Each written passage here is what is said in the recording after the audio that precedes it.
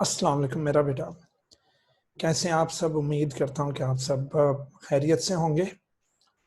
तो आज हम चैप्टर नंबर 10 गैसियस एक्सचेंज के लेक्चर नंबर 3 के साथ हाजिर हैं। ठीक है बच्चों, तो आज इस लेक्चर नंबर 3 में जिस टॉपिक को हमने पढ़ना है that is mechanism of breathing. जी बच्चों, तो गैसियस एक्सचेंज लेक्चर नंबर 3 हमारा चल रहा है। ठीक है बेटा, और आज का टॉपिक हमारा द मैकेनिज्म ऑफ ब्रीदिंग है। बेटा इस टॉपिक को करने से पहले मैं चाहूंगा कि मेरे बच्चे इस डायग्राम को जरा देखें।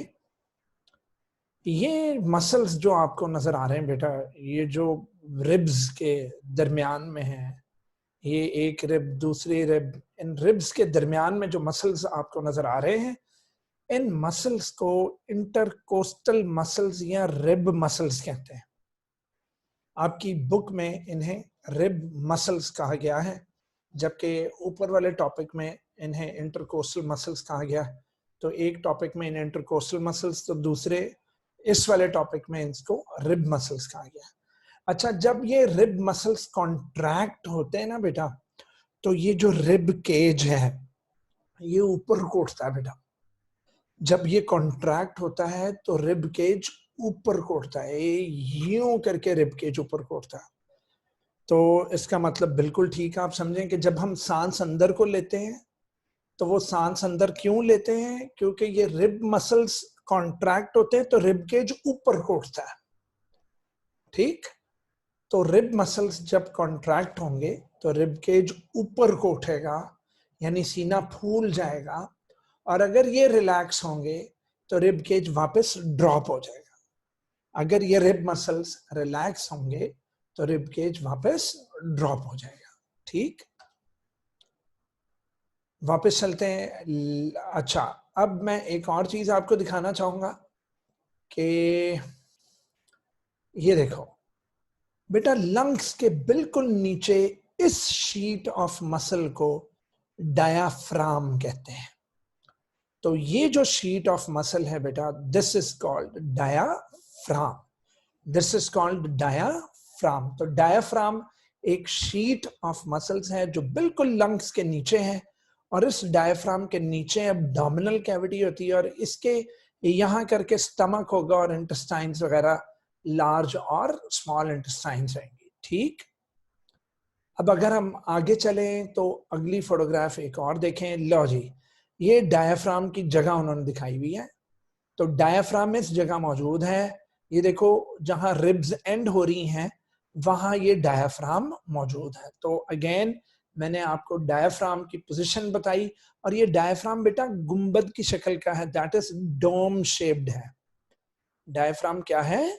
डोम शेप्ड है। लो जी, एक और मैंने डायफ्राम की, मेरे अपने बच्चों को एक और डायफ्राम की फोटोग्राफ दिखा दी कि ये देखें, जहां हमारी पसलियां खत्म होती हैं वहां पर लंग्स के बिल्कुल नीचे डायफ्राम की शीट ऑफ मसल है। ओके, अब ये देखें मेरा बच्चा, जो डायफ्राम जो है ये देख रहे हैं, ये डायफ्राम अगर रिलैक्स हो तो इसकी शेप ये गुंबद की तरह है, इसकी शेप। अगर ये रिलैक्स्ड हालत में हो तो इसकी शेप इस तरह की होती है जैसे उल्टा सी हो, जिसमें हम ये इसमें भी देख सकते हैं इसकी शेप यूं है। ये देखें उल्टे यू की तरह, ठीक है ना बेटा, उल्टा यू। तो अगर ये रिलैक्स हालत में हो, लेकिन मेरे बच्चों अगर ये कॉन्ट्रैक्ट हो जाए तो ये देखो इट फ्लैटन्स, ये फ्लैट हो जाता है। फ्लैट हुआ हो तो मतलब डायफ्राम कॉन्ट्रैक्ट हुआ है, और अगर डायफ्राम रिलैक्स्ड है तो इसका मतलब है कि वो उल्टे यू शेप की शक्ल का है। ठीक, तो अभी मैंने अपने बच्चों को दो चीजें क्लियर की, वो ये थी कि नंबर 1 कि जब रिब के मसल्स, ये वाले रिब के जब जो मसल्स हैं, जब रिब के मसल्स कॉन्ट्रैक्ट होते हैं तो रिब्स ऊपर को मूव होती हैं, और अगर नीचे से डायाफ्राम जो कि उल्टे यू की शक्ल का है, अगर वो कॉन्ट्रैक्ट हो जाए तो डायाफ्राम फ्लैट हो जाता। डायाफ्राम रिलैक्स है तो डोम शेप्ड है, डायाफ्राम कॉन्ट्रैक्ट है तो फ्लैट हो जाता है। क्लियर हो गया बेटा? तो ये देखें, ये डायाफ्राम रिलैक्स्ड हालत में है, ठीक।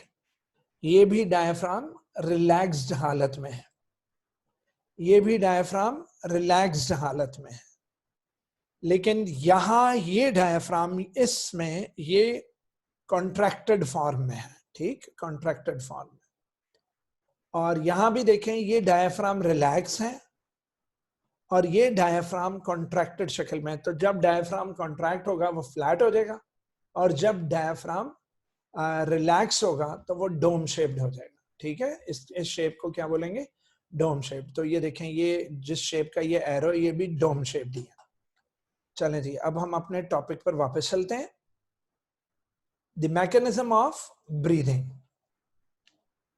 कहता है मैकेनिज्म ऑफ ब्रीदिंग में हम पढ़ते हैं कि वो कौन सी फिजिकल मूवमेंट्स हैं हमारे जिस्म की, वो कौन सी फिजिकल मूवमेंट्स हैं जो हमारे जिस्म में होती हैं। जिस तरह हम नोट करते हैं कि जब हम सांस अंदर को लेके जाते हैं तो ऑटोमेटिकली हमारा सीना बाहर को आ जाता है, हमारा सीना यूं करके फूलता है, ठीक है ना बेटा।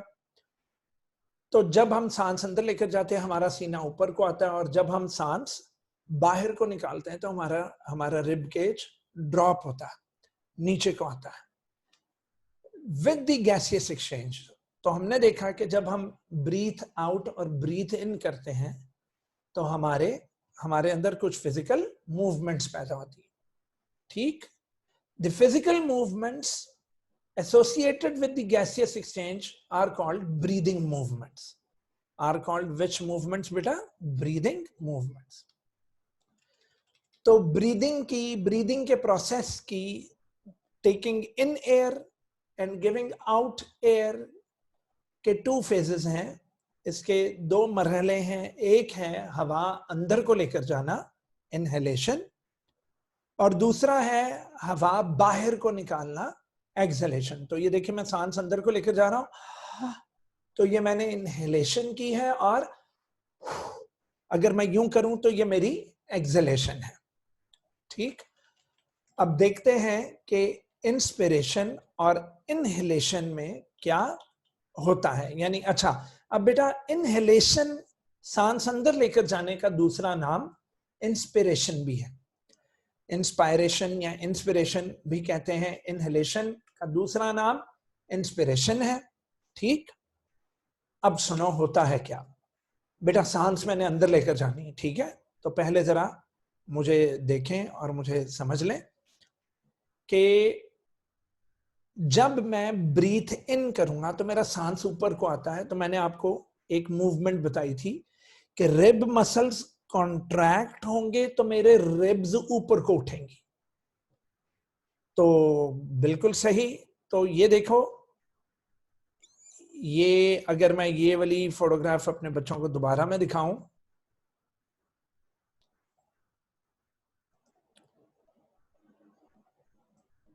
ये देखो, ये रिब मसल्स हैं, ठीक है, और ये डायफ्राम है। बेटा अगर ये वाले रिब मसल्स, ये वाले सिकुड़ेंगे, अगर ये कॉन्ट्रैक्ट होंगे तो सीना बाहर को निकलेगा, सीना बाहर को निकलेगा। ये कॉन्ट्रैक्ट हुए सीना बाहर को निकला।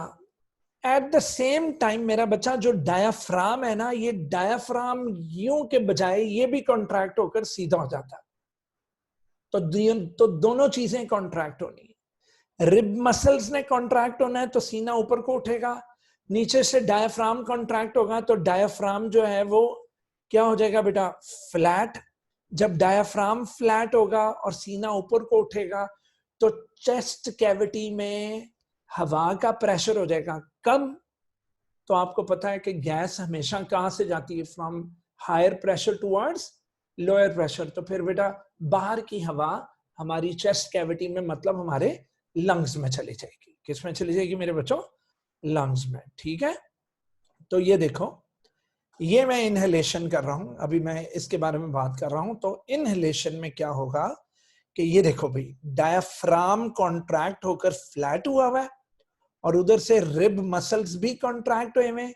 तो रिब्स ऊपर को उठी हैं, एलिवेट की हैं रिब्स, और डायफ्राम भी नीचे को गया है। तो अंदर चेस्ट कैविटी में एकदम हवा का प्रेशर लो हो जाएगा और बाहर की हवा किधर जाना शुरू हो जाएगी, अंदर जाना शुरू हो जाएगी। मेरी बात फॉलो करके बेटा?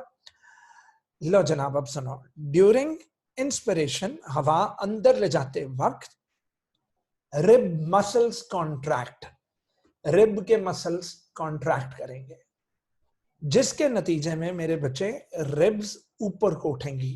तो ribs are raised, ribs raised हो गई। नंबर 2, पॉइंट नंबर 2, मेरा बच्चा एट द सेम टाइम, उसी वक्त अंदर मौजूद जो डोम शेप्ड डायफ्राम है वो भी कॉन्ट्रैक्ट हो जाएगा और वो रिलैक्स, सॉरी, वो कॉन्ट्रैक्ट होकर वो अपने आप को फ्लैट कर लेगा।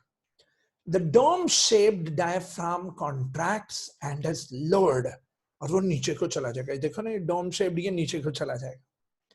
ये दोनों मूवमेंट्स भाई, रिब्स का ऊपर को उठना, रिब्स का ऊपर को उठना, these movements increases the area of the thoracic cavity। तो हमारे thoracic cavity में एरिया इंक्रीज हो जाता है, जिसके वजह से which reduces the pressure on the lungs, lungs के ऊपर प्रेशर कम हो जाता है, और as a result, जिसके नतीजे में the lungs expand, तो lungs expand होते हैं, and the air pressure within them also decreases, air का प्रेशर बिल्कुल डिक्रीज हो जाता है बेटा, ठीक है। तो जब एयर का प्रेशर डिक्रीज हो जाएगा तो air pressure decrease with in them, ठीक। तो नतीजे में क्या होगा, नतीजे में ये होगा the breathing movement, sorry, the air from outside rashes into the lungs. तो बाहर की हवा लंग्स में रश करेगी to equalize the pressure on the both sides, to equalize the pressure on the both sides, ठीक है। तो the air from the outside rushes into the lungs to equalize the pressure on both sides, clear? The breathing movements are involuntary। अच्छा, breathing movement बेटा, हम अपनी मर्जी से तो सांस लेते हैं, लेकिन लार्ज एक्सटेंट तक हमारी मर्जी नहीं शामिल हो रही होती, लेकिन फिर भी हम ब्रीथ इन कर रहे होते हैं, ब्रीथ आउट कर रहे होते हैं, तो हमारी इसमें मर्जी नहीं होती। तो इनवॉलंटरी कहते हैं बेटा जिसमें ऑर्गेनिज्म की विल शामिल ना हो, जिसमें ऑर्गेनिज्म की मर्जी ना हो, खुद ब खुद हो, ऑटोमेटिक एक्शन हो। कौन सा? ऑटोमेटिक एक्शन हो। तो बेटा टू लार्ज एक्सटेंट, बहुत ज्यादा हद तक ये इनवॉलंटरी एक्शन है, ठीक। हाउएवर, लेकिन फिर भी we can control the rate of breathing, हम अपनी सांस रोक तो सकते हैं, हम इसको कंट्रोल तो कर सकते हैं, लेकिन but for not long time, हम कोई ज्यादा अरसे तक अपना सांस बंद नहीं कर सकते। फिर एकदम छोड़ेंगे तो एकदम हमारी ये वाली मूवमेंट सारी इनवॉलंटरी हो जाएगी। इनवॉलंटरी मतलब ऑटोमेटिक, ठीक। मैंने फिर कहा है कि अगर मेरे बच्चों को कोई क्वेश्चंस वगैरह रेज होते हैं, आप जब देख रहे होते हो और जब आपको कोई क्वेश्चंस वगैरह करने हो, तो बेटा नीचे कमेंट्स के सेक्शन में आप क्वेश्चंस पूछ सकते हैं, इंशाल्लाह ताला आपको उसी वक्त जवाब मिलेगा, ठीक है। मेरे बच्चों, एक्सपायरेशन या एक्सलेशन, लो जी, अब हवा अंदर चली गई, अब हमने बाहर निकालनी, तो बेटा उसका उलट, रिब मसल्स जो कॉन्ट्रैक्ट हुए हुए थे और उन्होंने सीना खोला हुआ था, अब वो रिलैक्स होंगे। जब रिलैक्स होंगे तो रिब्स नीचे को, रिब केज हमारा नीचे को ड्रॉप करेगा, क्लियर। नीचे से जो डायफ्राम फ्लैट हुई हुई थी, जो डायफ्राम लोअर हुई हुई थी, वो भी रिलैक्स होकर वापस क्या हो जाएगी, डोम शेप्ड। तो बेटा जब नीचे से लंग्स पर प्रेशर पड़ेगा और जब ऊपर से प्रेशर पड़ेगा, तो अंदर की हवा धकेल कर बाहर निकाली जाएगी, अंदर की हवा धकेल कर बाहर निकाली जाएगी, और हवा के इस तरह बाहर निकलने को एक्सपिरेशन या एक्सहेलेशन कहते हैं, ठीक है। लो मेरे बच्चों, आफ्टर दी गैसियस एक्सचेंज, चलें जरा एक दफा हम डायग्राम को भी देख लें। ये देखो भाई, जब ये लोअर हुआ और रिब मसल्स कॉन्ट्रैक्ट हुए, तो रिब मसल्स कॉन्ट्रैक्ट होने से रिब्स ऊपर को उठी। डायफ्राम लो होने की वजह से लंग्स के ऊपर प्रेशर कम हुआ। जब लंग्स के ऊपर प्रेशर कम हुआ तो बाहर की हवा किधर चली गई? अंदर। और ये तब तक अंदर गई जब तक बाहर का प्रेशर और अंदर का प्रेशर इक्वल नहीं हो गया, ठीक है। उसके बाद क्या हुआ कि थोड़ी देर बाद डायफ्राम वापस डोम शेप्ड हो गई और रिब मसल्स, जो कि ये देखें यहां कॉन्ट्रैक्टेड हालत में है, रिब मसल्स रिलैक्स हो गए। तो डायफ्राम भी रिलैक्स हो गया, रिब मसल्स भी रिलैक्स हो गए। तो क्या हुआ कि रिब केज का जोर पड़ा लंग्स पर और नीचे से भी धक्का पड़ा, तो हवा बाहर निकली। हवा के बाहर निकलने को एक्सहेलेशन कहेंगे। क्या कहेंगे मेरा बच्चा? एक्सहेलेशन, ठीक है। एक और अच्छी सी फोटोग्राफ है, वो भी मैं आपको दिखा देता हूं।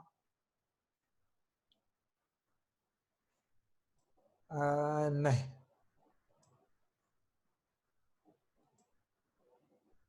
ये मेरा बच्चा है, ये देखो। यहां पर डायफ्राम, मेरे साथ साथ बोलो, डायफ्राम कॉन्ट्रैक्टेड है और लोअर है।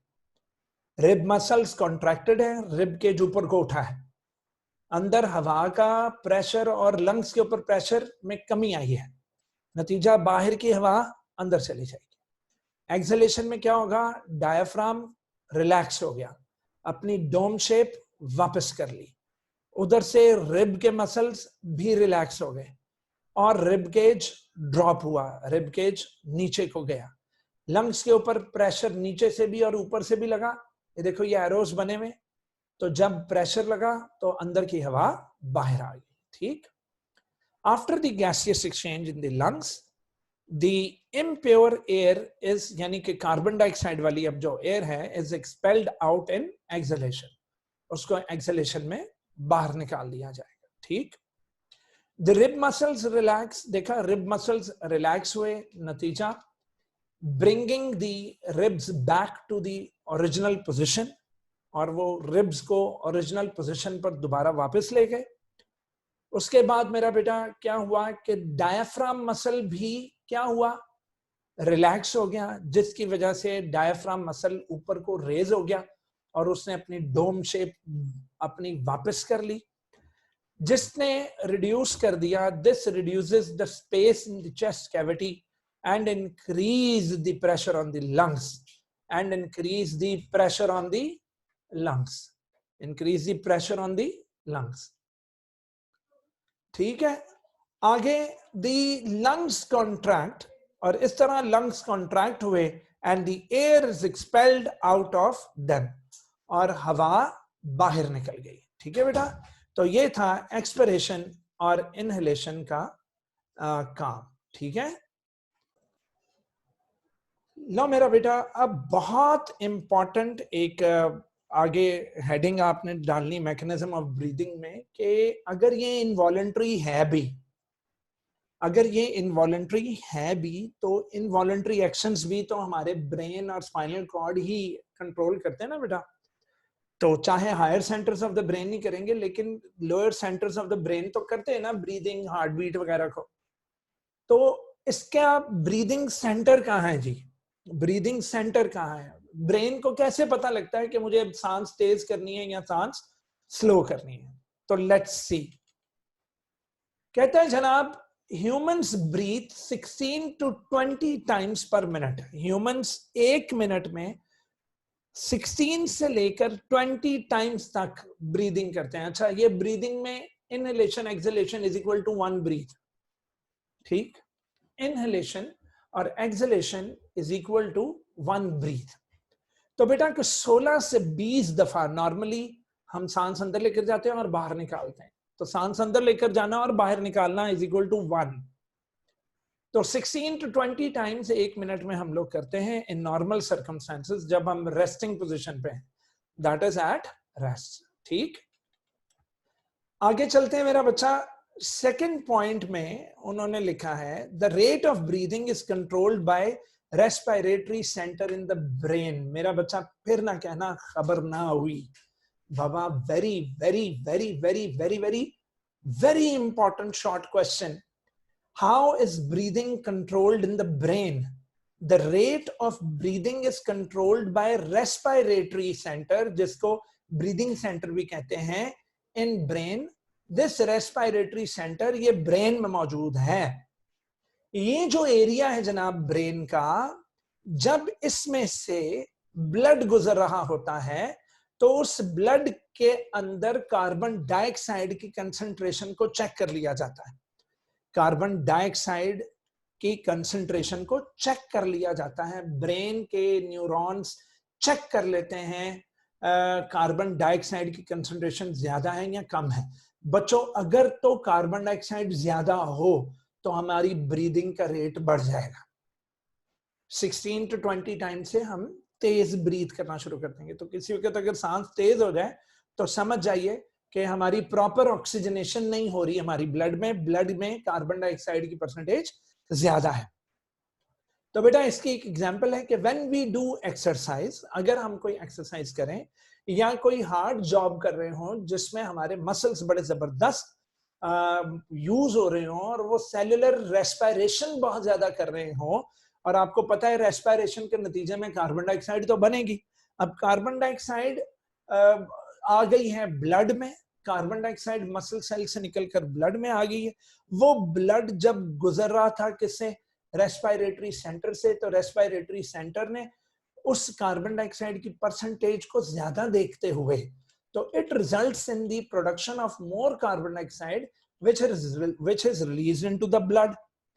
अब क्या हुआ कि this greater than normal concentration of carbon dioxide ये स्टिम्युलेट कर देती है बेटा respiratory centres of the brain को। तो respiratory centres of the brain जो है वो स्टिम्युलेट हो जाते हैं, और उससे क्या होता है? The respiratory centres then sends messages. बेटा याद रखें, जब तक नर्व इंपल्स नहीं आएगी कोई मसल हमारी बॉडी का कॉन्ट्रैक्ट नहीं होता, चाहे वो वॉलंटरी कॉन्ट्रैक्शन हो। ये देखो वॉलंटरी, मैं जो अपनी मर्जी से अपना ये वाला मसल हिला रहा हूं ये मेरा वॉलंटरी है। लेकिन अगर मेरे कार्डियक मसल्स, मेरे दिल के या डायफ्राम या मेरे इंटरकोस्टल मसल्स वगैरह ये खुद ब खुद अगर कॉन्ट्रैक्ट और रिलैक्स हो रहे हैं तो इनकी कॉन्ट्रैक्शंस आने वाली इंपल्सेस की वजह से हैं, और इंपल्सेस को मैसेजेस बोलोगे। ये जो रेस्पिरेटरी सेंटर है ब्रेन में, it will send messages to the rib muscles, it will send messages to the rib muscles. और इस तरह diaphragm to increase the rate of breathing, तो रिब मसल्स और डायफ्राम दोनों मिलकर कॉन्ट्रैक्ट होंगे, दोनों कॉन्ट्रैक्ट होंगे तो हवा अंदर को जाएगी, दोनों रिलैक्स होंगे तो हवा बाहर को निकलेगी, so that the excess carbon dioxide present in the body can be removed out of the body। मेरे मुंह से बॉडी निकल गया मेरा बच्चा, तो प्रेजेंट इन द ब्लड उस कार्बन डाइऑक्साइड को रिमूव करना होगा बॉडी से। ठीक, तो मेरे बच्चों वेरी इंपॉर्टेंट है एमसीक्यू। अच्छा, वो 16 to 20 टाइम्स वाला भी बहुत इंपॉर्टेंट एमसीक्यू था कि रेस्टिंग पोजीशन पर हम कितनी दफा ब्रीथ इन ब्रीथ आउट करते हैं, यानी कि हमारी ब्रीदिंग मूवमेंट्स कितनी होती हैं? 16 to 20 टाइम्स। और जी हाँ, ड्यूरिंग एक्सरसाइज या other physical hard physical works हमारी जो ब्रीदिंग रेट है इट में increase up to 30 to 40 times per minute. बेटा ये लाजमी एमसीक्यू आता होता पेपर में। ठीक है मेरा बच्चा, इसके साथ ही मेरे बच्चों का आज का लेक्चर नंबर 3 खत्म हुआ। उम्मीद करता हूं कि मेरे बच्चों को मैकेनिज्म ऑफ ब्रीदिंग समझ में आया होगा। मेरा बेटा, अगर आप किसी किस्म का कोई सवाल करना चाहते हैं तो आप नीचे कमेंट सेक्शन में सवाल कर सकते हैं, बल्कि आपको मेरी वीडियोस में मेरा फोन नंबर भी मिल जाएगा। You can easily WhatsApp me to get these notes also. आप इन नोट्स को भी ले सकते हैं मेरे से, ठीक है, पीडीएफ फाइल्स की शक्ल में मैं आपको सेंड कर दूंगा टॉपिक वाइज। और आपको अगर समझ में ना आ रही हो, you can also easily ask me the questions on WhatsApp and on the in the comment section given below. ठीक है बेटा, अगर आपको मेरी वीडियोस पसंद आ रही है मेरा बच्चा, अपने दोस्तों को बताएं, अपनी सहेलियों को बताओ, मेरी बेटियों कि इसको सब्सक्राइब करें, लाइक करें और शेयर करें। ठीक है, और इल्म हम मीम्स तो बहुत फैलाते हैं बेटा, इल्म की बात आएगी तो हम शायद ना फैलाएं, ठीक है ना। चले खैर, इसको शेयर करें, सब्सक्राइब करें, ठीक है। तो मिलते हैं इसके अगले लेक्चर नंबर 4 में इंशाल्लाह ताला। तो ये टोटल 5 लेक्चर्स का पैकेज है आपका, ये वाला चैप्टर, तो जिसमें से आज मैंने 3rd लेक्चर आपका अपलोड कर दिया है। अगला लेक्चर भी इंशाल्लाह ताला मैं जल्द अपलोड कर दूंगा। जीते रहिए, खुश रहें, और अल्लाह करीम आपके माँ बाप को ढेर सारी आपकी तरफ से खुशियां दिखाए। सलामत रहो मेरा बेटा, खुदा हाफिज।